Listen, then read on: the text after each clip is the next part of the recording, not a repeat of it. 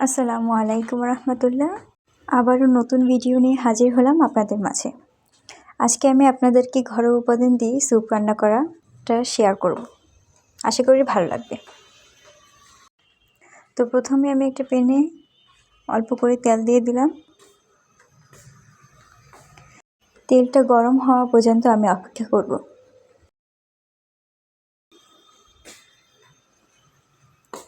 তারপর দিয়ে দিলাম হাফ চামচ রসুন বাটা, হাফ চামচ আদা বাটা। এখানে আমি পেঁয়াজ ইউজ করব না। দিয়ে আমি ভালো করে নাড়াচাড়া করে ফুলকপি কুচি করে রেখেছিলাম ওইগুলো দিয়ে দেব। এবার একটু হালকা ভাজা হয়ে গেলে মরিচ কুচি দিয়ে দেব। আপনারা চাইলে ঝালটা স্কিপ করতে পারেন, আমি আমার সুবিধা মতো দিয়ে দিয়েছি। এবার দিয়ে দেব স্বাদ মতো লবণ। লবণ দিয়ে একটু নাড়াচাড়া করে নেব। তারপর দিয়ে দেব সস। যেহেতু আমি ঝাল করব স্যুপটা, তাই আমি সসটা ব্যবহার করছি।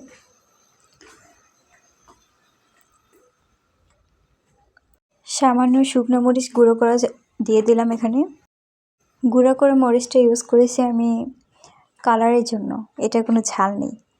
আপনারা চাইলে সয়া সস ইউজ করতে পারেন, আমার ছিল না বলে আমি দিইনি। এবার দিয়ে দিলাম হাফ চামচ জিরার গুঁড়ো। দিয়ে ভালো করে এবার নেড়ে চেড়ে নেব। এখানে আমি 4 জনের জন্য স্যুপ রান্না করেছি, তাই সেই পরিমাণ পানি দিয়েছি। আপনারা যতটুকু যে কয়জনের রান্না করবেন ততটুকু পরিমাণ মতো পানি দিয়ে ঢাকনা দিয়ে ঢেকে দিন, যাতে ফুলকপিটা সিদ্ধ হওয়ার জন্য টাইম লাগে, ততটুকু টাইম আর কি। এখানে বিভিন্ন ধরনের সবজিও আপনারা অ্যাড করে দিতে পারেন। যেহেতু আমি ঘরেও উপাদান করেছি, তাই ঘরে যা ছিল সেটা দিয়ে রান্না করলাম আর কি। ফুলকপিটা সিদ্ধ হয়ে গেলে আমি আগে থেকেই 2 চামচ কর্নফ্লাওয়ার আমি গলিয়ে রেখেছিলাম, তো এটাই এখন দিয়ে দেব।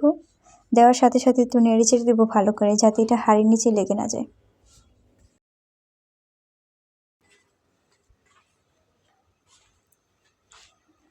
তারপর একটু সামান্য নাড়াচাড়া করে ডিম 2টা ডিম ফেটে নিয়েছিলাম, তো 2টা ডিম আমি দিয়ে দিয়েছি। চাইলে 1টা ডিমও দিতে পারেন, তাতে কোনো সমস্যা নেই। সব কিছু দেওয়ার পরে ভালো করে একটু জাল দিয়ে তারপর উঠিয়ে নেব এটা।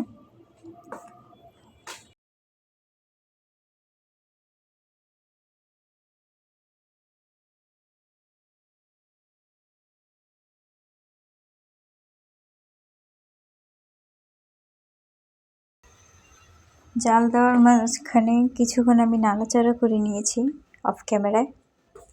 তারপর সামান্য ধনেপাতা দিয়ে দেব স্মেলের জন্য আর কি।